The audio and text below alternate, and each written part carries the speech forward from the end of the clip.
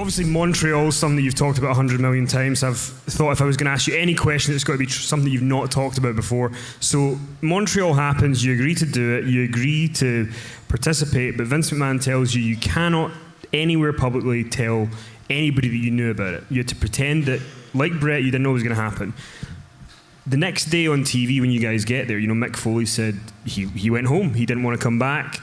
What was it like for you the next day? Because it's still very raw, pardon the pun, but like you get to TV and you've got to now completely keep up this lie to everybody, knowing that one day if you tell the truth, they might be pissed that you've lied to them for years, like good friends or whatever. What was it like the next day when you got to TV after Survivor Series? Well, sure. Clearly, you're worried about going. I mean, but only just from like I can, it's one of those things that I wonder what it's going to be like. What's the atmosphere, temperature going to be like? The only thing, but as far as what everybody thought, and hand to God, I didn't care.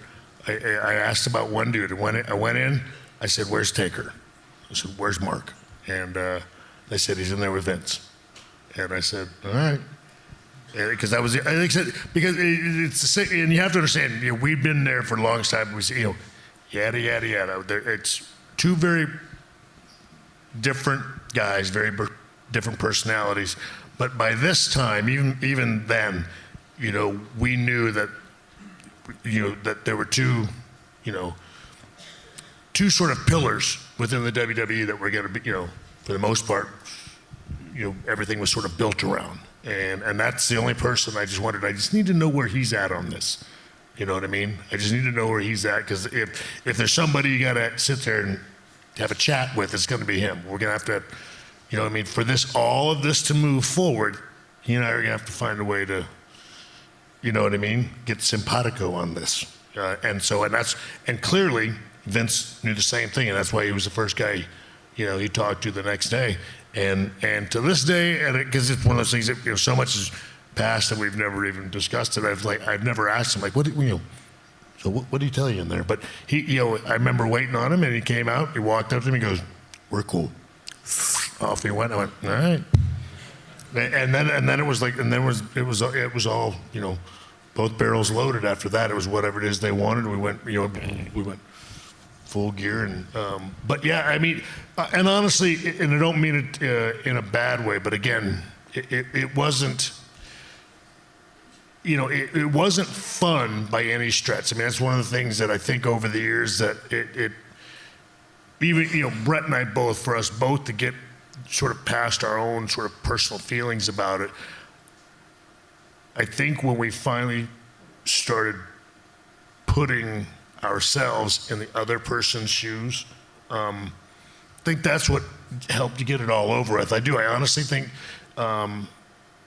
when Bret realized that, like, okay, what he heard me say enough times, like, hey, it's not like I was thrilled to be that dude. I mean, it isn't like I ever, when I was 12 years old, 15 years old, I sat at home going, I don't want to just be a pro wrestler. I want to be a pro wrestler, and then when I'm in it, I want everybody in that industry to hate my guts and be the most hated guy in the wrestling business. You know what I mean? That isn't what you hope for.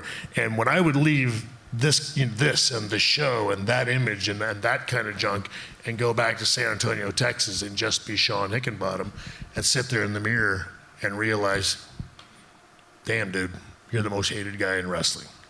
It sucked. It was absolutely, again, it wasn't anything you aspired to do. It wasn't what you dreamed of being when you were 12. And so and I think, it took people a long time to, because you do. I mean, it's very, you get cut and, all you can do is think about your own wound.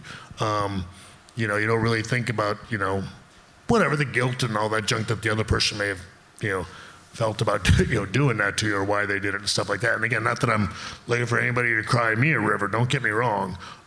It was just, it's not like it was a blast. It wasn't, and like I said, so it,